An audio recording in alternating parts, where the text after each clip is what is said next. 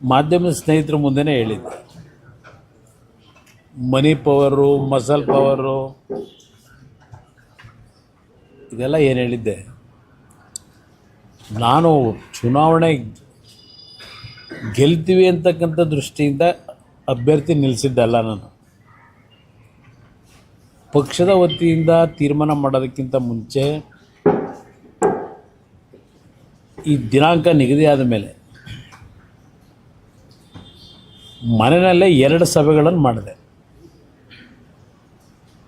ಎಲ್ಲ ಶಾಸಕರನ್ನ ಎಕ್ಸೆಪ್ಟ್ ಒಬ್ಬರು ಈ ಜಿಲ್ಲೆಯವ್ರನ್ನ ಬಿಟ್ಟು, ಕೆಲವರು ಆಗಲೇ ಸುಮಾರು 1-1.5 ವರ್ಷದಿಂದನೇ ಕಾಲು ಹೊರಗಿಟ್ಬಿಟ್ಟವ್ರು. 2 ಕಾಲನ್ನು, 1 ಕಾಲಲ್ಲ 2 ಕಾಲು ಇಟ್ಕೊಂಡವ್ರೆ. ಅವ್ರಿಗೆ ಬೇಕಾದಂಥ ಸಂದರ್ಭದಲ್ಲಿ ಹೇಳಿಕೆಗಳು ಕೊಟ್ಕೊಂಡು ಬಂದಿದ್ದಾರೆ. ಅವರು ಹೇಳಿದ್ದಾರೆ ನನ್ನ ಸಂಪರ್ಕದಲ್ಲೇನು ಇರಲಿಲ್ಲ ಅಂತೇಳಿ. ನಾನು 2 ಸಭೆ ಮಾಡಿದ ಉದ್ದೇಶವೇ ನಮ್ಮ ಪಕ್ಷದ 18ರಲ್ಲಿ 17 ಮತಗಳನ್ನು ಉಳಿಸ್ಕೋಬೇಕು ಅಂತಕ್ಕಂಥ ದೃಷ್ಟಿಯಿಂದ. ಕೊನೆಗೆ ನಮ್ಮಲ್ಲೇ ಶಾಸಕರುಗಳು ಕೆಲವರು ಇಲ್ಲ ನಾವು ಯಾವುದೇ ಕಾರಣಕ್ಕೂ ಅಭ್ಯರ್ಥಿ ಹಾಕದೇ ಇದ್ದರೆ ರಾಂಗ್ ಮೆಸೇಜ್ ಹೋಗ್ತದೆ, ಸೋಲು ಗೆಲುವು ಚುನಾವಣೆಯಲ್ಲಿ ಇದ್ದಿದ್ದೆ, ಅಭ್ಯರ್ಥಿಯನ್ನು ನಿಲ್ಲಿಸಲೇಬೇಕು ಅಂತ ಹೇಳಿ ನಮ್ಮಲ್ಲಿ ಭಾಳ ಕೆಲವು ಶಾಸಕರು ಒತ್ತಾಯಗಳನ್ನು ಮಾಡಿದ್ರು. ನಾನು ಅವತ್ತು ಹೇಳಿದ್ದೆ, ನನಗೆ ಬೇಕಾಗಿರೋದು ನಮ್ಮ 17 ಜನ ನೀವೇನಿದ್ದೀವಿ ಅಂತ ಹೇಳ್ತೀರಿ, 17 ಮತಗಳು ಯಾವುದೇ ಕಾರಣಕ್ಕೂ ಒಡೆದೋಗ್ತಕ್ಕಂಥದ್ದಕ್ಕೆ ಅವಕಾಶ ಕೊಡಬೇಡಿ. ಏಕೆಂದರೆ ಹಿಂದಿನ ಅದರ ಅನುಭವ ಆಗಿದೆ ನನಗೆ. ಆ ಹಿನ್ನೆಲೆಯಲ್ಲೇ ಹೇಳಿದಾಗ ಇಲ್ಲ ನಮಗೆ ಪರೀಕ್ಷೆ ಮಾಡಬೇಕು, ನಿಜಕ್ಕೂ ಯಾರ್ಯಾರು ಯಾವ ರೀತಿ ಇದ್ದಾರೆ, ಈ ಪಕ್ಷದ ಬಗ್ಗೆ ಗೌರವ ಇಟ್ಟವರು ಯಾರಿದ್ದಾರೆ, ಹಿತಶತ್ರುಗಳು ಯಾರಿದ್ದಾರೆ, ಇದು ಪರೀಕ್ಷೆ ಆಗಬೇಕು ಅಂದರೆ ನೀವು ಅಭ್ಯರ್ಥಿ ಹಾಕಲೇಬೇಕು ಅಂತಕ್ಕಂಥದ್ದು ನನ್ನ ಮೇಲೆ ಒತ್ತಡ ತಂದಂಥದ್ದು. ಆ 2 ಸಭೆ ಮಾಡಿದಾಗ ಅದರ ಮೇಲೆ ತೀರ್ಮಾನ ಮಾಡೋದು ಅಭ್ಯರ್ಥಿ ನಿಲ್ಲಿಸಬೇಕು ಅಂತ ಹೇಳಿ. ಈ ಚುನಾವಣೆಯ ನೆನ್ನೆಯ ಫಲಿತಾಂಶ ಬಹುಶಃ ನಮಗೆ ಇನ್ನೊಂದು ರೀತಿಯ ಅನುಭವವನ್ನು ಕೊಟ್ಟಿದೆ ಅನ್ನೋದು ನಾನು ಹೇಳ್ತೀನಿ. ಯಾರನ್ನೂ ದೂಷಣೆ ಮಾಡಲಿಕ್ಕೆ ಹೋಗಲ್ಲ. ಈಗ ಅತಿಯಾಗಿ ನಂಬಿಕೆ ಇಡ್ತಕ್ಕಂಥದ್ದು ಸೂಕ್ತ ಅಲ್ಲ ಅಂತಕ್ಕಂಥದ್ದು ಒಂದು ಸಂದೇಶ ಕೆಲವರು ಕೊಟ್ಟಿದ್ದಾರೆ. ನನ್ನ ಅತಿಯಾದ ನಂಬಿಕೆಯನ್ನು ಎಲ್ಲರ ಮೇಲೂ ಇಡ್ತೀನಿ, ಅದು ನಿಮ್ಮಲ್ಲಿ ಬಂದಿರತಕ್ಕಂಥ ಈ ಗುಣನ ಸ್ವಲ್ಪ ಬದಲಾವಣೆ ಮಾಡ್ಕೊಳ್ಳಿ ಅಂತಕ್ಕಂಥ ಸಂದೇಶ ನೆನ್ನೆಯ ಫಲಿತಾಂಶ ನನಗೆ ವೈಯಕ್ತಿಕವಾಗಿ ಕೊಟ್ಟಿದೆ. ಇಲ್ಲಿ ಯಾರನ್ನ ದೂಷಣೆ ಮಾಡಲಿಕ್ಕೂ ಹೋಗಲ್ಲ. ಈ ಫಲಿತಾಂಶದಿಂದ ಯಾವುದೇ ದೊಡ್ಡ ಮಟ್ಟದ ಬದಲಾವಣೆಯೂ ನಾವೇನು ತರಲಿಕ್ಕೇನಾಗೋದಿಲ್ಲ. ನಮಗೆ ನಿಜವಾದ ಒಂದು ಅಖಾಡ ಇರತಕ್ಕಂಥದ್ದು 28ರ ಚುನಾವಣೆ. ಅದಕ್ಕೆ ಪಕ್ಷ ಯಾಕೆ ಸಂಘಟನೆ ಮಾಡಬೇಕು ಅಂತಕ್ಕಂಥದ್ದು ಈಗ ನಾವು ಚರ್ಚೆ ಮಾಡಬೇಕಾಗಿದೆ. ಹಲವಾರು ಸಂದರ್ಭದಲ್ಲಿ ಇಂಥ ಒಂದು ಬೆಳವಣಿಗೆ ಆದಾಗ ಈ ಪಕ್ಷ ಉಳಿಸಿ ಬೆಳೆಸ್ಕೊಂಬಂದಿರತಕ್ಕಂಥದ್ದು ಕಾರ್ಯಕರ್ತರೇ. ನಮ್ಮಲ್ಲಿ ನಿಷ್ಠಾವಂತ ಕಾರ್ಯಕರ್ತರ ಕೊರತೆ ಇಲ್ಲ. ಆ ಕಾರ್ಯಕರ್ತರ ದುಡಿಮೆ ಮೇಲೆ ಬೆಳೆದಂಥವರು ಯಾವ್ಯಾವ ರೀತಿಯಲ್ಲಿ ಹಲವಾರು ಸಂದರ್ಭದಲ್ಲಿ ತೀರ್ಮಾನಗಳು ತೆಗೆದುಕೊಂಡು ಹೋಗಿದ್ದಾರೆ. ಅದರಿಂದ ಏನು ಪಕ್ಷಕ್ಕೇನು ಹಿನ್ನಡೆ ಆಗಿಲ್ಲ. ನಾನು ದೇಶದ ರಾಜಕಾರಣನೇ ಈಗ ನೋಡ್ತಾ ಇದ್ದೀನಿ. ದೇಶದ ರಾಜಕಾರಣ 3 ಬಾರಿ 2 ಬಾರಿ ಮುಖ್ಯಮಂತ್ರಿಗಳಾದಂಥ ಪಕ್ಷಗಳ ಪರಿಸ್ಥಿತಿಗಳು ಏನಾಗ್ತಿದೆ ಅಂತಕ್ಕಂಥದ್ದು ದೇಶದ ನಾನಾ ಭಾಗದ ರಾಜ್ಯಗಳಲ್ಲಿ ಏನು ಫಲಿತಾಂಶಗಳನ್ನು ಕಂಡಿದ್ದೇನೆ. ಸುದೀರ್ಘವಾಗಿ ಮುಖ್ಯಮಂತ್ರಿಗಳಾಗಿ ಅಧಿಕಾರ ನಡೆಸಿದಂಥ ಪಕ್ಷಗಳು ಇವತ್ತು ಯಾವ ಪರಿಸ್ಥಿತಿಗೆ ಬಂದಿದೆ. ಪ್ರತಿನಿತ್ಯ ನೀವೇ ಜನಗಳ ಮುಂದಿಡ್ತಾ ಇದ್ದೀರಿ. ಆದರೆ ನನಗೆ ಇನ್ನೂ ವಿಶ್ವಾಸ, ನಾನು ಅಧಿಕಾರದಲ್ಲಿ 2 ಬಾರಿ ಆಕಸ್ಮಿಕವಾಗಿ ಮುಖ್ಯಮಂತ್ರಿ ಆದನು. ನಮ್ಮ ರಾಷ್ಟ್ರೀಯ ಅಧ್ಯಕ್ಷರು ದೇವೇಗೌಡರು ಈ ಒಂದು ಪಕ್ಷನ ಈ ಜಾತ್ಯತೀತ ಜನತೆಗಳ ಒಂದು ಭಾಗ ಇರಲಿ, ಅವರು ರಾಜಕಾರಣಕ್ಕೆ ಬಂದಂಥ ದಿನದಿಂದ ವಿರೋಧ ಪಕ್ಷದಲ್ಲೇ ಕೆಲಸ ಮಾಡ್ಕೊಂಬಂದಿರೋದು.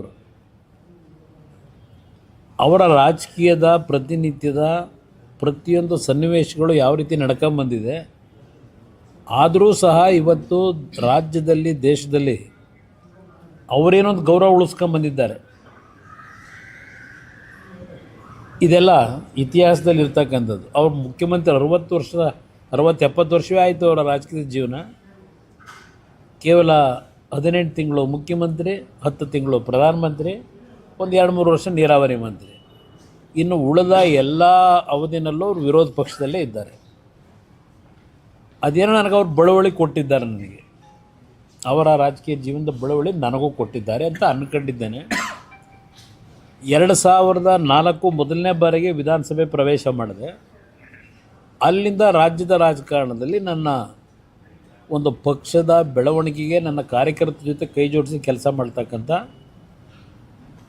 ಒಂದು ಸನ್ನಿವೇಶಗಳು ನನಗೆ ಪ್ರಾರಂಭ ಆದಂಥದ್ದು. 2007 ನಂತರ ಈ ಪಕ್ಷದ ಮುನ್ನಡೆಸ್ಕೊಂಡು ಹೋಗ್ತಕ್ಕಂಥದ್ದು ಸ್ವಲ್ಪ ನನ್ನ ಹೆಗಲ ಮೇಲೆ ಬಿತ್ತು. ದೇವೇಗೌಡರು ಎಲ್ಲೆಲ್ಲಿ ಅವರ ಒಂದು ಶಕ್ತಿ ತುಂಬಬೇಕು ತುಂಬ್ಕೊಂಬಂದಿದ್ದಾರೆ. ಆದರೆ ಕಳೆದ 20 ವರ್ಷದಲ್ಲಿ ಸುದೀರ್ಘವಾಗಿ ಈ ಪಕ್ಷದ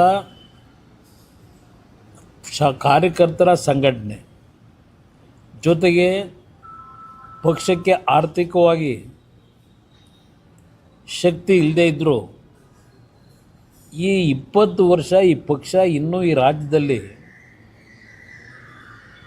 ಒಂದು ಅಸ್ತಿತ್ವ ಇಟ್ಕೊಂಡಿದೆ ಅಂತಕ್ಕಂಥದ್ದನ್ನಾದರೂ ನಾನು ಕಾರ್ಯಕರ್ತರ ಜೊತೆಗೂಡಿ ಇಲ್ಲಿವರೆಗೆ ಉಳಿಸ್ಕೊಂಬಂದಿದ್ದೇನೆ. ಬೇರೆ ರಾಜ್ಯಗಳಲ್ಲಿ ಏನು ನಡೀತಾ ಇದೆ ಅಂಥ ಒಂದು ಪರಿಸ್ಥಿತಿಗಳು ನನ್ನ ಪಕ್ಷಕ್ಕೆ ಒಂದು ಸಣ್ಣ ಅವಧಿನಲ್ಲಿ ಕೆಲವು ಮೈತ್ರಿ ಹೆಸರಿನಲ್ಲಿ ರಾಜ್ಯ ಆಳಿದ್ದು ಬಿಟ್ಟರೆ ಒಂದು 18 ತಿಂಗಳು, ಒಂದು 14 ತಿಂಗಳು ಇನ್ನೂ ಈ ಪಕ್ಷದ ಗೌರವ ಉಳಿಸಿದ್ದೇವೆ. ನಾನು ಸ್ವಲ್ಪ ಅಲ್ಪ ಮಟ್ಟಿಗೆ ಜನಗಳ ವಿಶ್ವಾಸ ಇಟ್ಕೊಂಡಿದ್ದೇನೆ. ನಿಜವಾದ ಅಗ್ನಿ ಪರೀಕ್ಷೆ ನಮಗೆ ಆಗ್ತಕ್ಕಂಥದ್ದು 2028. ಹಣಬಲ ತೋಲ್ಬಲದ ವಿರುದ್ಧವೇ ಚುನಾವಣೆ ನಡೆಸಬೇಕು. ನಾವು ಅವರ ಮುಂದೆ ಆರ್ಥಿಕವಾಗಿ ಈಗಿನ ರಾಜಕೀಯದ ಒಂದು ವಾತಾವರಣ ಇದೆಯಲ್ಲ, ಅವ್ರಿಗೆ ಸರಿಸಾಟಿಯಾಗಿ ನಾನು ನಿಲ್ತೀನಿ ಅಂತಕ್ಕಂಥದ್ದು ಏನು ಭ್ರಮೆ ಇಲ್ಲ ನನಗೆ. ಆದರೆ ಒಂದು ವಿಶ್ವಾಸ, ನನ್ನ ಕಾರ್ಯಕರ್ತರು ನಿಷ್ಠಾವಂತ ಕಾರ್ಯಕರ್ತರಿದ್ದಾರೆ. ಶಾಸಕರಾಗಿ ಎಲ್ಲಿ ಹೋಗ್ತಕ್ಕಂಥದ್ದು ಈ ಪಕ್ಷದಲ್ಲಿ ಹಲವಾರು ಪ್ರಕರಣಗಳು ಹಿಂದಿಂದ ನಡ್ಕೊಂಬಂದಿದೆ. ಆದರೂ ಕಾರ್ಯಕರ್ತರು ಈ ಪಕ್ಷ ಏನು ಉಳಿಸಿದ್ದಾರೆ. ಈಗಲೂ ಹೇಳ್ತೀನಿ, ಈ ಪಕ್ಷ ಉಳಿಸ್ತಕ್ಕಂಥದ್ದಕ್ಕೆ ನನ್ನ ಕಾರ್ಯಕರ್ತರು, ನಾನೇನು ಅವ್ರಿಗೇನು ಅಧಿಕಾರ ಕೊಟ್ಟಿಲ್ಲ, ಅವ್ರಿಗೆ ಯಾರಿಗೂ ದುಡ್ಡು ಮಾಡಲಿಕ್ಕೆ ಅವಕಾಶ ಕೊಟ್ಟಿಲ್ಲ. ಅಂಥ ಕಾರ್ಯಕರ್ತರೇ ಇನ್ನೂ ಈ ಪಕ್ಷದಲ್ಲಿ ಉಳ್ಕೊಂಡಿರ್ತಕ್ಕಂಥದ್ದು. ಇಲ್ಲಿ ಕಾರ್ಯಕರ್ತರ ದುಡಿಮೆ ಮೇಲೆ ಬಂದು ಕೆಲವರು ಪಾಪ ಅವರವರ ವೈಯಕ್ತಿಕವಾದಂಥ ನಿರ್ಧಾರಗಳು ಮಾಡ್ಕೊಂಡು ಏನು ಹೋಗ್ತಾರೆ. ನನಗೆ ನೆನ್ನೆ ಚುನಾವಣೆಯಲ್ಲಿ ಯಾರು ಕ್ರಾಸ್ ಔಟ್ ಮಾಡಿದ್ದಾರೆ ನನ್ನ ಹತ್ರ ಸಂಪೂರ್ಣ ಮಾಹಿತಿ ಇದೆ, ಸಂಪೂರ್ಣವಾದ ಮಾಹಿತಿ ಇಟ್ಕೊಂಡಿದ್ದೇನೆ. ಅದರಿಂದ ನಾನೇನು ವಿಚಲಿತನಾಗಿಲ್ಲ. ಯಾರ್ಯಾರು ಕ್ರಾಸ್ ಔಟ್ ಮಾಡಿದ್ದಾರೆ ಅಂತಕ್ಕಂಥದ್ದು ಮೊದಲೇ ನಾನು ನಿರೀಕ್ಷೆನೂ ಇಟ್ಕೊಂಡಿದ್ದೆ, ಅದು ಯಾರಿಂದ ಹೋಗುತ್ತೆ ಅಂತ ಇದೆ. ಅದರಿಂದ ಇದೇನು ಈ ಚುನಾವಣೆಯ ಫಲಿತಾಂಶ ಕ್ರಾಸ್ ವೋಟಿಂಗು ನನಗೇನು ಯಾವುದೇ ರೀತಿ ಆಘಾತ ಅಚ್ಚರಿ ಯಾವುದೂ ಉಂಟು ಮಾಡಿಲ್ಲ. ಮೊದಲೇ ನನಗೆ ಇದರ ಅರಿವು ಇಟ್ಕೊಂಡಿದ್ದೆ. ಅದರಿಂದ ನಾನು ಹೆಚ್ಚಿಗೆ ಈ ಚುನಾವಣೆಯಲ್ಲಿ ನಮ್ಮ ಮನೆ ದೇವಸ್ಥಾನಕ್ಕೆ ಹಾಕೋದೆ ಆರಾಮಾಗಿ. ನನಗೆ ಗೊತ್ತಿತ್ತು, ನಾನು ಸಾಂಕೇತಿಕವಾಗಿ ನನ್ನ ಪಕ್ಷದ ಶಾಸಕರು ಈಗಲೂ ಯಾವ ರೀತಿ ನಡ್ಕೋಬೋದು ಅಂತಕ್ಕಂಥದ್ದನ್ನು ಪರೀಕ್ಷೆ ಆಗಲಿ ಅಂತಲೇ ಇವತ್ತು ಅಭ್ಯರ್ಥಿ ಹಾಕಿದ್ದೇವೆ. ಅದಕ್ಕೆ ನಾನಾ ರೀಸನ್ಗಳಿದೆ, ಅದು ಬೇಡ ಸಾರ್ವಜನಿಕವಾಗಿ ಬೇಡ. ಇಲ್ಲ ಪಾಪ ಅವರಿಗೆ ಕ್ಷೇತ್ರದಲ್ಲಿ ಅಭಿವೃದ್ಧಿ ಆಗ್ತಿಲ್ಲ ಅಂತಕ್ಕಂಥದ್ದು ಒಂದು ಭಾಗ. ಈಗಾಗಲೇ ಮುಂದೆ ಏನು ಮಾಡಬೇಕು ಅನ್ನೋದು ಅವ್ರು ತೀರ್ಮಾನ ಮಾಡ್ಕೊಂಡಿದ್ದಾರೆ. ಯಾವ್ಯಾವಾಗ ಯಾರ್ಯಾರ ಹತ್ರ ಏನೇನು ಮಾತಾಡಿದ್ದಾರೆ, ಏನೇನು ವ್ಯವಹಾರಗಳು ನಡೆದಿದೆ, ಅದೆಲ್ಲ ನನಗೆ ಗೊತ್ತಿರೋ ವಿಷಯ. ನಮ್ಮಲ್ಲಿ 4 ಜನ ಮಾಡಿದ್ದಾರೆ.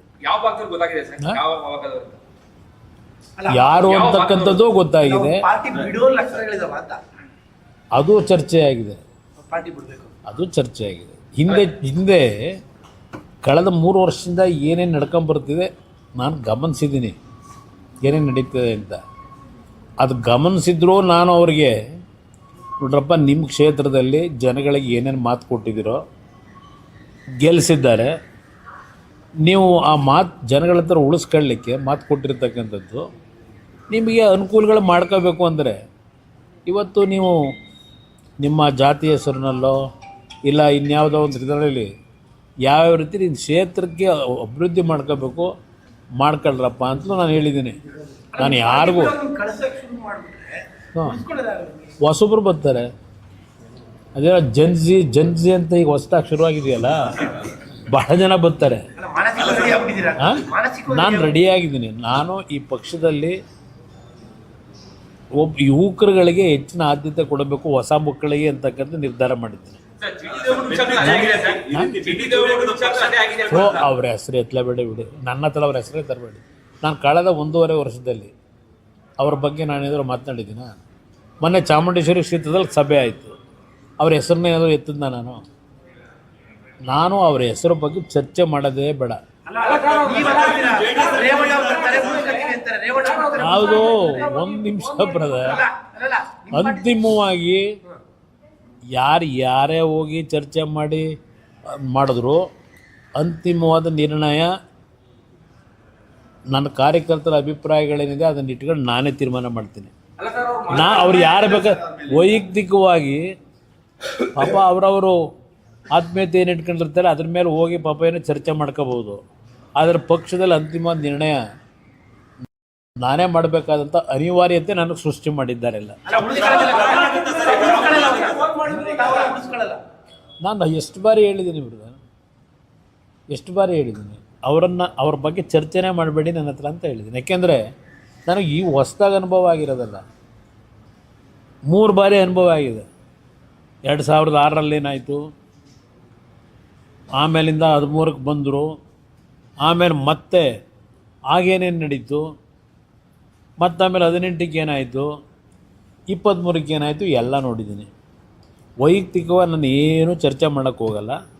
ನನಗದರ ಅನುಭವಗಳಾಗಿದೆ. 2006 ಪಾರ್ಲಿಮೆಂಟ್ ಅಸೆಂಬ್ಲಿ ಇಲ್ಲಿ ಬೈ ಎಲೆಕ್ಷನ್ ಆಯ್ತಲ್ಲ, ಅಲ್ಲಿಂದಲೇ ನನಗೆ ಅನುಭವ ಆಗಿದೆ ಅವ್ರು ಯಾವ ರೀತಿ ಇದ್ದಾರೆ ಅಂತ ಹೇಳಿ. ಬೇಡ ಚರ್ಚೆ ಬೇಕು.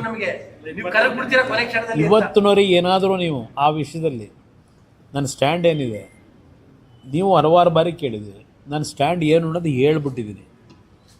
ಅದರಿಂದ ನನಗೆ ಅದರ ಬಗ್ಗೆ ಯಾವುದೇ ಕಾರಣಕ್ಕೂ ಯಾರು ಒತ್ತಡಗಳಿದ್ದರೂ, ನಮ್ಮ ಲೀಡ್ರುಗಳು ಭಾಳ ಜನ ಒತ್ತಡ ಹಾಕಿದ್ರು, ನಾನು ಅವ್ರಿಗೆ ಏನು ಹೇಳಿದ್ದೀನಿ ನಮ್ಮ ಲೀಡರ್ಗಳಿಗೆ ಗೊತ್ತು. ಇದಾರೆ ಪಾಪ, ಅದು ದೊಡ್ಡ ಗೌಡ್ರದ್ದು ಅದೇ ಹೇಳಿದ್ನಲ್ಲ, ಅವ್ರಿಗೂ ಅತಿಯಾದಂಥ ಕೆಲವ್ರ ಮೇಲೆ ನಂಬಿಕೆ ಇಟ್ಕೊಂಡವರಲ್ಲ. ಆ ನಂಬಿಕೆ ಏನು ಅಂತಕ್ಕಂಥದ್ದು ಅವ್ರಿಗೆ 70 ವರ್ಷದಲ್ಲಿ ಆಗಿರತಕ್ಕಂಥ ಹಲವಾರು ಪೆಟ್ಟು ಮೇಲೆ ಪೆಟ್ಟು ಬಿದ್ದರೂ ಅಯ್ಯೋ ಏನೋ ಪಕ್ಷಕ್ಕೆ ಏನಾದರೂ ತೊಂದರೆ ಆಗಬಾರ್ದು ನಾವು ಈ ಥರ ಕಳಿಸ್ಬಿಟ್ರೆ ಅಂತೇಳಿ ಏನೋ ಒಂದು ಅವರಿಗೆ ವ್ಯಾಮೋಹ. ಆ ವ್ಯಾಮೋಹದಲ್ಲಿ ಅವ್ರ ಪಾಪ ಎಲ್ಲರನ್ನು ಉಳಿಸ್ಕೋಬೇಕು ಅಂತ ಟ್ರೈ ಮಾಡ್ತಾರೆ. ಆದರೆ ಆ ದೇವೇಗೌಡರು ಇಟ್ಕೊಂಡಿರ್ತಕ್ಕಂಥ ದೇವೇಗೌಡರು, ಈ ದೇವೇಗೌಡರಲ್ಲ, ಅಲ್ಲಿ ಬೆಂಗಳೂರಿದ್ದಲ್ಲ ಆ ದೇವೇಗೌಡರು, ಅವರು ಇಟ್ಕೊಂಡಿರ್ತಕ್ಕಂಥ ಒಂದು ಆತ್ಮೀಯತೆ, ವ್ಯಾಮೋಹ, ಒಂದು ನಂಬಿಕೆ ಉಳಿಸ್ಕೊಳ್ಳದೆ ಇದ್ರೆ ಏನು ಮಾಡೋಕ್ಕಾಯ್ತದೆ? ಇಲ್ಲ, ಈ ವಿಷಯದಲ್ಲಿ ಯಾವುದೇ ಕಾರಣಕ್ಕೂ ಬರೀ ಇದೊಂದೇ ಅಲ್ಲ, ಹಲವಾರು ಕ್ಷೇತ್ರದಲ್ಲಿ ಇದೇ ಇದೆ ಅವರಿಗೆ, ದೇವೇಗೌಡರಿಗೆ. ಏನು ಮಾಡೋದು? ನಾವು ಕೊನೆಗೆ ನೀವು ಹೇಳ್ದಂಗೆ ಅವರಿಗೆ ಗೌರವ ಕೊಡಬೇಕು ಅಂತೇಳಿ ಕೆಲವು ವಿಷಯದಲ್ಲಿ ಅವರು ತೆಗೆದುಕೊಳ್ತಕ್ಕಂಥ ನಿರ್ಧಾರಕ್ಕೆ ತಲೆಬಾಗಿದ್ದೇವೆ. ನಿಮ್ಗೆ ಹೇಳಬೇಕು ಅನ್ನೋದಾದರೆ, ನಾನು 1 ಬಾರಿ ತಗೊಂಡಂಥ ನಿರ್ಧಾರ ಅವರ ಅಭಿಪ್ರಾಯಗಳಿಗೆ ವಿರುದ್ಧವಾಗಿ ನಿಮಗೆ ಗೊತ್ತು, 106 ಬಾರಿ ಹೇಳಿದ್ದೀನಿ 2006. ಆದರೆ ಆ ನಿರ್ಧಾರ ನಾನು ತೆಗೆದುಕೊಂಡಿದ್ದರಿಂದ ಇವತ್ತು ಒಂದು ರಾಜ್ಯದಲ್ಲಿ ಕುಮಾರಸ್ವಾಮಿ ಯಾರು ಅಂತಕ್ಕಂಥದ್ದು ಜನಕ್ಕೆ ಅರ್ಥ ಆಗಿದೆ. ಅವ್ರು ತಿಳ್ಕೊಂಡಿದ್ದಾರೆ ನನ್ನ ನಡವಳಿಕೆನ. ಅದೇ ಇವತ್ತು ನನಗಿವತ್ತು ಹೋರಾಟ ಮಾಡಲಿಕ್ಕೆ ಒಂದು ಶಕ್ತಿ. ಆಮೇಲಿಂದ 2007 ಕೆಲವು ತೀರ್ಮಾನಗಳಾದವಲ್ಲ, ಆ ತೀರ್ಮಾನ ಮತ್ತಿನ್ನೊಂದು ಆಘಾತ ಕೊಡಬಾರದು ಅಂತಲೇ ತೀರ್ಮಾನಗಳು ತಗೊಂಡೆ. ಅವ್ರು ಹೇಳಿದಾಗೆ ತೀರ್ಮಾನ ಮಾಡ್ಕೊಂಡೆ. ಅಲ್ಲಿಂದ ಇಲ್ಲಿವರೆಗೆ ಅವ್ರು ಹೇಳಿದಾಗೆ ಕೇಳ್ಕೊಂಬಂದಿದ್ದೀನಿ. ಆದರೆ ಇವತ್ತು ಈ ಪಕ್ಷ ಉಳಿಸ್ಬೇಕಾದಂಥ ಹಿನ್ನೆಲೆಯಲ್ಲಿ ಮತ್ತು ನನಗೆ ಪಕ್ಷ ಉಳಿಸ್ಕೊಳ್ಳೋದು ಒಂದು ಭಾಗ, ಈ ರಾಜ್ಯದ ಪರಿಸ್ಥಿತಿ ಇದೆಯಲ್ಲ, ಇವತ್ತು ರಾಜ್ಯ ಉಳಿಸ್ಬೇಕಾಗಿದೆ. ಈ ರಾಜ್ಯ ಉಳಿಸ್ಲಿಕ್ಕೆ ಇವತ್ತು ಆಕಸ್ಮಿಕವಾಗಿ ರಾಜಕಾರಣಕ್ಕೆ ಬಂದು ಈ ರಾಜ್ಯ ಉಳಿಸ್ತಕ್ಕಂಥದ್ರಲ್ಲಿ ನಾನು ಸರಿಪಡಿಸ್ಕೊಳ್ಳದೆ ಹೋದರೆ, ರಾಜಿ ಆದರೆ, ಅಲ್ಲಿಗೆ ನನಗೂ ಏನಿದೆ, ನನಗೂ ಬೇರೆಯವ್ರಿಗೂ ವ್ಯತ್ಯಾಸ. ಇವತ್ತು ರಾಜ್ಯ ಆಳ್ತಕ್ಕಂಥವ್ರು ಯಾವ ರೀತಿ ಇದ್ದಾರೆ, ಜನಗಳ ಭಾವನೆಗಳು ಏನೇ ಇದ್ರೂ ಅದನ್ನೆಲ್ಲ ಧಿಕ್ಕರಿಸಿ ನಾನು ಏನು ಮಾಡಿದ್ರು ನಡೆಯುತ್ತೆ ಅಂತಕ್ಕಂಥ ಒಂದು ಉದ್ದಡತನದಲ್ಲಿ ಇರ್ತಕ್ಕಂಥ ಈಗಿನ ವಾತಾವರಣ ಸರಿಪಡಿಸ್ತಕ್ಕಂಥದ್ದಕ್ಕೆ ನಾನು ಧ್ವನಿ ಎತ್ತೇ ಹೋದರೆ, ಇಲ್ಲಿ ನಾನು ನಾಡಿನ ಜನತೆಗೆ ಹೇಳ್ತೀನಿ, ಅದರಲ್ಲೂ ವಿಶೇಷವಾಗಿ ನನ್ನ ಬೆಳೆಸಿರ್ತಕ್ಕಂಥ ನನ್ನ ಭಾಗದ ಜನಕ್ಕೆ ಹೇಳ್ತೀನಿ, ವೈಯಕ್ತಿಕವಾಗಿ ನಾನು ಯಾವುದೇ ಈರ್ಷೆ ಅಸೂಯೆ ಪ್ರಶ್ನೆ ಇಲ್ಲ. ಇವತ್ತು ರಾಜ್ಯ ಉಳಿಬೇಕಾಗಿದೆ. ಆ ಹಿನ್ನೆಲೆಯಲ್ಲಿ ನನ್ನ ಕೆಲವು ಕಠಿಣವಾದ ನಿರ್ಧಾರಗಳನ್ನು ಮಾಡಬೇಕಾದಾಗ, ಕೆಲವು ವಿಷಯಗಳನ್ನ ಎಕ್ಸ್ಪೋಸ್ ಮಾಡಬೇಕಾದ್ರೆ ನಾಡಿನ ಜನತೆಗೆ ಹೇಳ್ತೀನಿ, ಯಾವುದೋ ಒಂದು ವ್ಯಾಮೋಹಕ್ಕೋ ಇಲ್ಲ ಅಸೂಯೆಗೋ ಇಲ್ಲ ಈರ್ಷೆಯಿಂದ ನಾನು ಮಾಡ್ತಾ ಇದ್ದೇನೆ ಅಂತಕ್ಕಂಥ ಭಾವನೆ ಇಟ್ಕೋಬೇಡಿ. ಇವತ್ತು ನಿಮ್ಮ ಮುಖಾಂತರ ಹೇಳ್ತಾ ಇದ್ದೀನಿ, ಇನ್ನು ಮುಂದಕ್ಕೆ ನನ್ನ ಹೋರಾಟ ಪ್ರಾರಂಭ ಆಗುತ್ತೆ. ಏನೇನು ನಡೀತಿದೆ ಅನ್ನೋದು ಗೊತ್ತಿದೆ ನನಗೆ. ಪಾಪ ನಮ್ಮ ಬಂಡವಾಳನೂ ಏನೋ ಬಿಡ್ತಾನಂತಲ್ಲ, ಬಿಟ್ಟಲಿ, ತೊಂದರೆ ಇಲ್ಲ. ಯಾವ ರೀತಿ ನಡ್ಕೊಂಡಿದ್ದೇನೆ ನಾನು ಮುಖ್ಯಮಂತ್ರಿ ಇದ್ದಾಗ, ಒಂದು ಇನ್ಸಿಡೆಂಟು ಹೇಳಿದ್ದೀನಿ ಹಲವಾರು ಬಾರಿ, ಗೊತ್ತಿದೆ. ನನ್ನ ಬಗ್ಗೆ ಟೀಕೆ ಮಾಡ್ತಲ್ಲ, ನಾವು ಅವ್ರ ಜೊತೆಯಲ್ಲೇ ಭಾಳ ದಿವಸ ಇದ್ದು ಅವ್ರು ಏನೇನು ನಡೆಸಿದ್ದಾರೆ ನಮಗೆ ಗೊತ್ತಿದೆ. ಹೇಳ್ತಾರಲ್ಲ ಕೆಲವರು, ಈಗ ಅಲ್ಲಿ ಹೋಗಿ ಕಾಂಗ್ರೆಸ್ನಲ್ಲಿ ಅಲ್ಲಿದ್ಕೊಂಡು ಒಂದು ಇನ್ಸಿಡೆಂಟು, ಒಬ್ಬ ಯುವಕ ಅದೆಂಥದೋ ನಿಮ್ಮ ಆಗ ಅದೆಂಥದೋ ಆಟ್ರಲ್ಲಿ ಪ್ಲೇವಿನ್ ಎಂಥ ಲಾಟ್ರಿ ಇದ್ದಾಗ ನೋಡೋಣ, IPL ಅಲ್ಲ, ಕೃಷ್ಣ ಅವ್ರ ಕಾಲದಲ್ಲಿ ಯಾವುದೊಂದು ಮಾಡಿದ್ದಲ್ಲ, SM ಕೃಷ್ಣ ಅವ್ರ ಕಾಲದಲ್ಲಿ ಪ್ಲೇವಿನ್ನು, ಆ ಪ್ಲೇವಿನ್ ಲಾಟ್ರಿ ಆಗ ನಡೀತಿತ್ತಲ್ಲ. ಸಾಯಂಕಾಲ ಒಂದು ಕಡೆ ಹೆಂಡದ ಅಂಗಡಿ ಮುಂದೆ ನಿಂತ್ಕೊಳ್ಳೋರು, ಇನ್ನೊಂದು ಕಡೆ ಸಾಯಂಕಾಲ 6 ಗಂಟೆ ಆಯಿತು ಅಂದರೆ ಪ್ಲೇವಿನ್ ಶಾಪ್ ಮುಂದೆ ಇದು ಏನು ದೊಡ್ಡ ಗುಂಪುಗಳೇ ನಿಂತಿರೋದಲ್ಲ. ಒಬ್ಬ ಯುವಕ ಬಂದು ನನ್ನ ಹತ್ರ ಬೆಳಗ್ಗೆ 6 ಗಂಟೆ ಮನೆ ಮುಂದೆ ನಿಂತಿದ್ದ. ಕರೆಸ್ದೆ, ಒಳಗಡೆ ಪೇಪರ್ ಓದ್ತಾ ಕೂತಿದ್ದ, ನೋಡಿದೆ ಮೇಲ್ಗಡೆ ಕಿಟಕಿಯಿಂದ. ಕರೆಸ್ಕೊಂಡು ಏನಪ್ಪ ಯಾಕೋ ನಿಂತಿದ್ಯಾ ಅಲ್ಲಿ ಅಂತ ಕೇಳಿದ್ರೆ ಹೇಳ್ತಾನೆ, ಆ ಪ್ಲೇವಿನ್ ವ್ಯಾಮೋಹಕ್ಕೆ ಒಳಗಾಗಿ 2 ಲಕ್ಷ ಸಾಲ ಮಾಡಿದ್ದೀನಿ, ಇವತ್ತಿನ ಸಾಲ ತೀರಿಸ್ತಿದೆ, ನಮ್ಮ ಕುಟುಂಬ ಸಂಪೂರ್ಣವಾಗಿ ಸೂಸೈಡ್ ಮಾಡ್ಕೋಬೇಕು ಅಂತಿದ್ದೀವಿ, ಕೊನೆ ಅಂತ ನಿನ್ನ ಹತ್ರ ಬಂದಿದ್ದೀನಿ ಅಂತಾನೆ. ಅದರ ಮೇಲೆ ಈ ರಾಜ್ಯದಲ್ಲಿ ಎಲ್ಲ ಲಾಟ್ರಿನ ನಿಷೇಧ ಮಾಡಬೇಕು ಅಂತ ತೀರ್ಮಾನ ಮಾಡಿದೆ. ನನ್ನ ಮೇಲೆ ಅವತ್ತು ಬಂದಂಥ ಒತ್ತಡ ಗೊತ್ತಿಲ್ವಾ? ಇವತ್ತು ಹೇಳ್ತಾರಲ್ಲ ಕುಮಾರಸ್ವಾಮಿದು ನೋಡಿದ್ದೀವಿ ಅಂತ ಹೇಳಿ, ಅಲ್ಲಿ ಕೂತ್ಕೊಂಡೀಗ ಎಲ್ಲರನ್ನೂ ಮೆಚ್ಚಿಸ್ಕೊಳ್ಳಿಕ್ಕೆ. ಎಸ್, ರಾಜಕಾರಣದಲ್ಲಿ ಇವತ್ತು ನಾನು ಹಲವಾರು ಬಾರಿ ಹೇಳಿದ್ದೀನಿ, ಚುನಾವಣೆ ಸಂದರ್ಭದಲ್ಲಿ ಮನೆ ದುಡ್ಡು ತಂದು ರಾಜಕೀಯ ಮಾಡೋಕ್ಕಾಗತ್ತಾ? ಆಲೂಗಡ್ಡೆ ಬೆಳೆದ್ಬಿಟ್ಟು ಆಲೂಗಡ್ಡೆಲ್ಲಿ ಬಂದು ದುಡ್ಡಲ್ಲಿ ರಾಜಕೀಯ ಮಾಡೋಕ್ಕಾಯ್ತದೆ? ನಾನು ಹೇಳ್ತಾರಲ್ಲ, ಏನು ಆಲೂಗಡ್ಡೆ ಬೆಳೆದು ಆಸ್ತಿ ಪಡೆದ್ರ ಅಂತೇಳಿ. ನಾನು ಬಂದಂಥದ್ದು ನನ್ನ ಜಮೀನು ಇದೆಯಲ್ಲ, ಇದನ್ನು 100 ಎಕರೆ ಇದನ್ನು ಪೋಸ್ಟ್ ಅಂಟಿಸಿದ್ರಲ್ಲ, ಈ ಬಿಡದಿ ಹತ್ರ ಅಂಟಿಸ್ಕೊಂಡು ಜನಗಳನ್ನ ಬದಲಾವಣೆ ಮಾಡ್ತೀವಿ ಅಂತೇಳಿ. ನನ್ನ ಹೆಂಡ್ತಿದು, ನನ್ನ ಮಗಂದು, ನಂದು ಎಲ್ಲ ಫೋಟೋಗಳು ಹಾಕವ್ರಲ್ಲ. ಈ ಕೈಯಲ್ಲಿ ಹೇಳಿದ್ನಲ್ಲ ಮೊನ್ನೆ ಹೆಂಗಿದೆ ಅಂತೇಳಿ. ಅವತ್ತು ಎಷ್ಟು ಕೋಟಿ ನನಗೆ ಸುರಿಯಕ್ಕೆ ಬಂದರು. ಆ ಪ್ಲೇವಿನ್ ಲಾಟ್ರಿ, ಆನ್ಲೈನ್ ಇದನ್ನು ಪ್ಲೇವಿನ್ ಲಾಟ್ರಿಗಳನ್ನ ನಾನೇನು ನಿಷೇಧ ಮಾಡಿದೆ, ಎಲ್ಲ ಸಂಪೂರ್ಣ ಬಂದ್ ಮಾಡಿದೆ. ಬಂದ್ರಲ್ಲ ನನ್ನ ಹತ್ರ ಇದ್ದಂಥ ಒಬ್ಬ ಅಧಿಕಾರಿ, ಸರ್ ವಿಂಡ್ಸರ್ ಮ್ಯಾನರಲ್ಲಿ ಸೂಟ್ ಕೇಸ್ ಇಟ್ಕೊಂಡು ಕೂತವ್ರೆ ಸರ್ ಅಂತ ನನ್ನ ಮುಂದೆ ಬಂದರಲ್ಲ ಒಬ್ಬ ಅಧಿಕಾರಿ. ಬೈದು ಕಳಿಸಿ, ನಿನ್ನ ಕೆಲಸ ಏನು ಅಂತ ಹೇಳಿ. ನಿನ್ನ ಕೆಲಸ ಏನಿದೆ ಅಷ್ಟು ಮಾಡು, ರಾಜಕೀಯಕ್ಕೆ ದುಡ್ಡು ಬೇಕು, ಇಂಥ ಪಾಪದಂಡದಿಂದ ರಾಜಕೀಯ ಮಾಡಲ್ಲ ಅಂತ ಹೇಳಿದೆ. ನನ್ನ ಪಕ್ಷದಲ್ಲಿ ಎಸ್, ನಾನು ಕೆಲವರಿಗೆ ವಿಧಾನ ಪರಿಷತ್ತಿಗೆ ಸೀಟ್ ಕೊಡಬೇಕಾದ್ರು ಪಕ್ಷಕ್ಕೆ ದೇಣಿಗೆ ತಗೊಂಡಿದ್ದೀನಿ ಅವ್ರ ಹತ್ರ.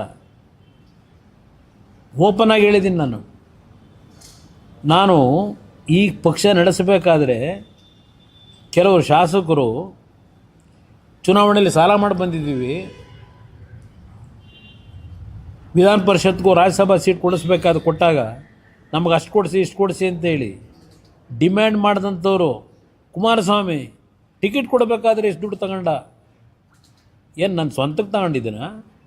ಟಿಕೆಟ್ನ ಕೊಡಬೇಕಾದ್ರೆ ಅಸೆಂಬ್ಲಿ ಚುನಾವಣೆಯಲ್ಲಿ ನಾನು ಯಾರ ಹತ್ರನೂ ಭಿಕ್ಷೆ ಬೇಡಿಲ್ಲ. ಬೇರೆಯವ್ರ ಹತ್ರ ಭಿಕ್ಷೆ ಬೇಡಿ ಒಂದೊಂದು ಕ್ಯಾಂಡಿಡೇಟ್ಗೆ ಒಂದು ರಾಜಕೀಯ ಒಂದು ಸಣ್ಣ ಪಕ್ಷ, ಈ ಪಕ್ಷ ಉಳಿಸ್ಕೊಳ್ಳಿಕ್ಕೆ ಯಾವ್ಯಾವ ಥರ ನಾನು ವೈಯಕ್ತಿಕವಾಗಿ ನಡೆದೀನಿ ನನಗೆ ಗೊತ್ತಿದೆ. ಇವ್ರ ಹತ್ರ ಉತ್ತರ ತಗೋಬೇಕಾ? ನಾನು ಇವರಿಂದ ಸರ್ಟಿಫಿಕೇಟ್ ತಗೋಬೇಕಾ? ರಾಜ್ಯದಲ್ಲಿ ಮುಖ್ಯಮಂತ್ರಿಯಾಗಿ ಸೈನ್ ಹಾಕಬೇಕಾದ್ರೆ ನಾನು ಆ ಸೈನ್ ಮಾರಾಟಕ್ಕೆ ಎಂದೂ ಇಟ್ಟಿಲ್ಲ. ಸೈನ್ ಹಾಕಬೇಕಾದ್ರೆ ಇವತ್ತು ಡೆಲ್ಲಿನಲ್ಲಿ ಮಂತ್ರಿ ಇದ್ದೀನಿ, ನನ್ನ ಸೈನ್ನ ಮಾರಾಟಕ್ಕೆ ಇಟ್ಟಿಲ್ಲ. ಅಲ್ಲಿ ಡೆಲ್ಲಿ ಒಳಗೂ 2 ಇಲಾಖೆ ನಡೆಸ್ತಾ ಇದ್ದೀನಿ. ಯಾವ ರೀತಿ ಒಂದು ವಿಶ್ವಾಸದಲ್ಲಿ ಅವ್ರಿಗೆ ಕೆಲಸ ಮಾಡ್ತಾ ಇದ್ದೀನಿ. ನನ್ನ ಆತ್ಮಕ್ಕೆ ನಾನು ಹೇಳ್ಕೋಬೇಕು, ದೇವ್ರಿಗೆ ಹೇಳ್ಕೋಬೇಕು. ನಾನು ಯಾವುದೇ ಕಾರಣಕ್ಕೂ ಬ್ರದರ್ ಬಿಡದಿ ಟೌನ್ಶಿಪ್ ವಿಷಯದಲ್ಲಿ ಅದು ಕುಮಾರಸ್ವಾಮಿ ಕೂಸು ಅಂತಲಾದರೂ ಹೇಳಲಿ, ಏಕೆಂದರೆ ನೈಸ್ ವಿಷಯದಲ್ಲಿ ದೇವೇಗೌಡರು ಕೂಸು ಅಂದರು. ಆದರೆ ಆ ಕಾರ್ಯಕ್ರಮಗಳಲ್ಲಿ ಲೂಟಿ ಮಾಡಿದಾರೆ ಯಾರು? ನೈಸಲ್ಲಿ ಇದೆಲ್ಲ ದೊಡ್ಡ ಕಥೆ ಇದೆ, ಬಿಟ್ಟುಬಿಡಿ. ಇಲ್ಲಿ ಅದೇನಲ್ಲ ಕುಮಾರಸ್ವಾಮಿ ಕೂಸು ಅಂತಾರಲ್ಲ. ಈಗ ನೆನ್ನೆ ಪಾಪ ನನ್ನ ಹಳೆ ಸ್ನೇಹಿತ ಒಂದು ಹೇಳಿಕೆ ಕೊಟ್ಟವನೆ. ಕನ್ನಡಪ್ರಭದಲ್ಲಿ 2 ಪೇಜ್ ಇದೆ, ಇದಂತೂ 2 ಕಾಲಮ್ನಲ್ಲಿ. ಅಲ್ಲೊಂದು ಬಾಕ್ಸ್ ಬೇರೆ ಹಾಕಿದಿರಿ. ಅಲ್ಲಿ ಹೇಳ್ತಾರೆ ಕುಮಾರಸ್ವಾಮಿಯವರು ರೆಡ್ ಝೋನ್ನ ಲಿಫ್ಟ್ ಮಾಡದೆ ಹೋಗಿದ್ದರಿಂದ ಇನ್ನೂ ರೈತರು ಭೂಮಿ ಉಳ್ಕೊಂಡಿದೆ. ಕುಮಾರಸ್ವಾಮಿ ಅವರು ಏನಾದರೂ ರೆಡ್ ಝೋನ್ ಏನಾದರೂ ಲಿಫ್ಟ್ ಮಾಡಿದ್ರೆ ಏನಾಗೋದು? ಅವರೇ ಹೇಳ್ತಾರೆ ದೊಡ್ಡ ದೊಡ್ಡ ಲ್ಯಾಂಡ್ ಮಾಫಿಯಾಗಳು ಲೂಟಿ ಮಾಡಿಬಿಡೋರು ಇಷ್ಟೊತ್ತಿಗೆ. ಅಟ್ಲೀಸ್ಟ್ ರೆಡ್ ಝೋನ್ ಇರೋದ್ರಿಂದ ಉಳ್ಕೊಂಡಿದೆ ಭೂಮಿ ಅಂತ ಅವರೇ ಹೇಳಿಕೆ ಕೊಡ್ತಾವ್ರು. ನಿನ್ನೆ ಕುಮಾರಸ್ವಾಮಿ ಯಾಕೆ ರೆಡ್ ಝೋನ್ ನಾವು ತೆಗಿಲಿಲ್ಲ ಅಂತಾರೆ. ಮುಖ್ಯಮಂತ್ರಿಗಳು ಅದೆಂಥದ್ದು ಡೇಟ್ ವೈಸು ಉದಯವಾಣಿ ಪತ್ರಿಕೆಯಲ್ಲಿ ಬಂದಿದೆ, ಒಂದೆಲ್ಲ ಟೈಪ್ ಮಾಡಿ ಎಲ್ಲ ಪತ್ರಿಕೆಗಳಿಗೆ ಕೊಟ್ಟವ್ರೆ. 2006 ಇಂಥ ಡೇಟು ಏನಾಯಿತು, ಅಲ್ಲೇನಾಯಿತು, ಇಲ್ಲೇನಾಯಿತು, 8, 10, 11 ಎಲ್ಲ ಕೊಟ್ಕೊಂಡವ್ರೆ. ಸಿದ್ದರಾಮಯ್ಯರ ಕಾಲದವರೆಗೂ ಕೊಟ್ಟು ಇಲ್ಲಿವರೆಗೂ ಕೊಟ್ಟವ್ರೆ. ಈಗ ಇವ್ರು ಏನು ಮಾಡ್ತಾಯಿದ್ದೀವಿ ಅಂತ. ನನ್ನ ಕಾಲದಲ್ಲಿ DLF ಕಂಪ್ನಿ ದುಡ್ಡು ಕಟ್ಟಿಲ್ಲ. DLF ಕಂಪ್ನಿಯವರು ರಾಜ್ಯದಲ್ಲಿ ಗವರ್ನರ್ ಆಡಳಿತ ಇದ್ದಾಗ, ರಾಜ್ಯಪಾಲರ ಆಡಳಿತ ಇದ್ದಾಗ ಕಟ್ಟಿರೋದು ಅವರು. ಆಮೇಲೆ ಮುಂದೆ ಬಂದು ಸರ್ಕಾರದ ದುಡ್ಡು ವಾಪಸ್ ತಗೊಂಡು ಹೋಗವ್ರೆ. ನಾನು ಮಾಡಬೇಕು ಅಂತ ಇದ್ದಿದ್ದು ನಿಜ. ವಿಧಾನಸಭೆಯ ಕಲಾಪದಲ್ಲಿ ರಿಲೀಸ್ ಮಾಡ್ತೀನಿ ಅದೆಲ್ಲ. 2007 ಜುಲೈ 30-31ನೇ ತಾರೀಕು 2007 ಇದೇ ಸಿದ್ದರಾಮಯ್ಯನವರು ಏನು ಭಾಷಣ ಮಾಡಿದ್ದಾರೆ ಬಿಡದಿ ಟೌನ್ಶಿಪ್ ಬಗ್ಗೆ. ನಂದಗುಡಿ ಭಾಗದಲ್ಲಿ SEZನ ಕೇಂದ್ರ ಸರ್ಕಾರ ಅವತ್ತು UPA ಸರ್ಕಾರ, ಮನಮೋಹನ್ ಸಿಂಗ್ ಪ್ರೈಮ್ ಮಿನಿಸ್ಟ್ರು, ಈ ದೇಶದಲ್ಲಿ ಎಲ್ಲ ರಾಜ್ಯಗಳಿಗೆ SEZನ ಯಾವ ರೀತಿ ಮಾಡಬೇಕು ಅಂತ ಹೇಳಿ 60 ದಿವಸ ಟೈಮ್ ಕೊಟ್ಟು ಅವತ್ತೇನು ತೀರ್ಮಾನ ಮಾಡಿದರು ಕಾಂಗ್ರೆಸ್ ಸರ್ಕಾರ ಅಲ್ಲಿ ಡೆಲ್ಲಿನಲ್ಲಿ. ಅದೆಲ್ಲದರ ಬಗ್ಗೆ ಪಾಪ ಸಿದ್ದರಾಮಯ್ಯನವರು ಏನು ಪುಟಗಟ್ಟಲೆ ಮಾತಾಡೋರೆ ಬಿಡದಿ ಟೌನ್ಶಿಪ್ ಬಗ್ಗೆ. ಇದೇ ಈಗಿನ ಮುಖ್ಯಮಂತ್ರಿಗಳು ಪುಟಗಟ್ಟಲೆ ಮಾತಾಡೋರೆ. ಮಲ್ಲಿಕಾರ್ಜುನ್ ಖರ್ಗೆ ಅವರು ಮಾತನಾಡಿದ್ದಾರೆ. ಅವತ್ತಿನ ಸತ್ಯಶೋಧನಾ ಸಮಿತಿ ವರದಿ ಕೊಟ್ಟರಲ್ಲ, ಇದೆಲ್ಲ ವಿಧಾನಸಭೆ ಕಲಾಪದಲ್ಲಿ ಏನು ಇದೆ ದಾಖಲೆಗಳು. ಅವತ್ತು ನಾನು ಉತ್ತರ ಕೊಟ್ಟಿದ್ದೀನಿ ಮುಖ್ಯಮಂತ್ರಿಯಾಗಿ. ಒಂದು ನಿಮಿಷ, ಸತ್ಯ ಅಂತ ಹೇಳ್ತಾನೆ ಇದ್ದೀನಲ್ಲ. ನಾನು ಹೇಳ್ತಾ ಇದ್ದೀನಲ್ಲ 5 ಟೌನ್ಶಿಪ್ ಮಾಡಬೇಕು ಅಂತ ಒಂದು ದೂರದೃಷ್ಟಿಯಿಂದ ತೀರ್ಮಾನ ಮಾಡಿದ್ದು ನಿಜ. ಆದರೆ ನಾನು ನನ್ನನ್ನು ಆಯ್ಕೆ ಮಾಡಿದಂಥ ಆ ಭಾಗದ ಜನರನ್ನ ನಮ್ಮ ಕೃಷ್ಣಾ ಕಚೇರಿಗೆ ಕರೆದು ಎಲ್ಲ ಹಿರಿಯರು, ಕಾಂಗ್ರೆಸ್ಸು BJP JDS ಪ್ರಶ್ನೆ ಇಲ್ಲ, ಎಲ್ಲ ಹೆಣ್ಣುಮಕ್ಕಳು ಹಲವಾರು ಜನ ಪ್ರಮುಖರನ್ನ ಕರೆದು 3-4 ಸಭೆ ಮಾಡಿದೆ. ಅವ್ರ ಭಾವನೆಗಳನ್ನು ಅರ್ಥ ಮಾಡ್ಕೊಂಡೆ. ವಿಧಾನಸಭೆ ಕಲಾಪದಲ್ಲಿ ಹೇಳಿದ್ದೇನೆ, ನನ್ನನ್ನು ಆಯ್ಕೆ ಮಾಡಿರ್ತಕ್ಕಂಥ ಪುಣ್ಯಾತ್ಮರು ತಂದೆ ತಾಯಂದರು ಅವ್ರ ವಿರುದ್ಧವಾದ ನಿರ್ಣಯ ಮಾಡಲ್ಲ. ಯಾವುದೇ ರೀತಿಯಲ್ಲಿ ರೈತರ ಭೂಮಿನ ಅಭಿವೃದ್ಧಿ ಹೆಸರಿನಲ್ಲಿ ಲಪ್ಟಾಯಿಸ್ಲಿಕ್ಕೆ ಬಿಡಲ್ಲ. ಈ ಪದನ ಅವ್ರ ಮುಖದ ಮೇಲೆ ಹೇಳಿದ್ದೀನಿ. ಈಗ ಏನು ಹೇಳ್ತಾವ್ರಲ್ಲ ಈಗ ಈ ಮಹಾನ್ ನಾಯಕರು, ಅವ್ರ ಮುಖದ ಮೇಲೆ ಹೇಳಿದ್ದೀನಿ. ಅಲ್ಲಿ 450 ದಿವಸದಿಂದ ಕೂತವ್ರೆ ಪ್ರತಿಭಟನೆ ಮಾಡ್ಕೊಂಡು, ಒಂದು ಗೌರವ ಕೊಡಲಿಲ್ಲ ರೈತ ಜನಕ್ಕೆ. ಇವರಿಂದ ನಾನು ಪಾಠ ಕಲಿಬೇಕಾ? ನಾನು ಬಿಡೋಕ್ಕಾಗುತ್ತಾ ಇದನ್ನು ಸಬ್ಜೆಕ್ಟ್ನ?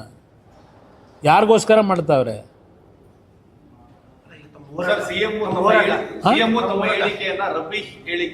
ಯಾವ ರಬ್ಬಿಶು? ಹಾಂ, ಯಾವುದಕ್ಕೆ ರಬ್ಬಿಶ್ ಹೇಳೋರು ಹೇಳಿ? ಯಾವ ಹೇಳಿಕೆ? ಈಗ ನಾನು ಏನಾದರೂ ಅಸತ್ಯ ಹೇಳಿದ್ದೀನ? ನಾನು ಹೇಳೋದಲ್ಲ, ಅಲ್ಲಿ ಜನವೇ ಮಾತಾಡಲ್ವಾ? ಹಿಂದೆ ಹೇಗಿತ್ತು, ಇವತ್ತು ಈ ರಾಜ್ಯದ ದುರಾದೃಷ್ಟ. ನಾವೇನು ಮಾಡೋದು? ನಾವು ನೋಡಬೇಕಿದ್ನ. ಈಗ